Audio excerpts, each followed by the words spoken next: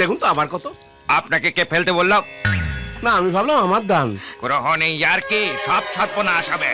দেখি কুষ্টিটা দেখি। সর্বনাশ, এ কোনো সাধারণ কুষ্টি নয়।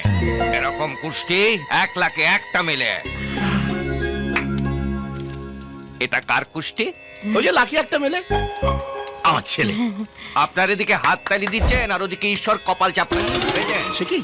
অনেক টাকা দিয়ে বাড়ি বানিয়েছেন, হঠাৎ দেখলেন মাথার উপর ছাদ নেই, পায়ের তলায় মাটি নেই।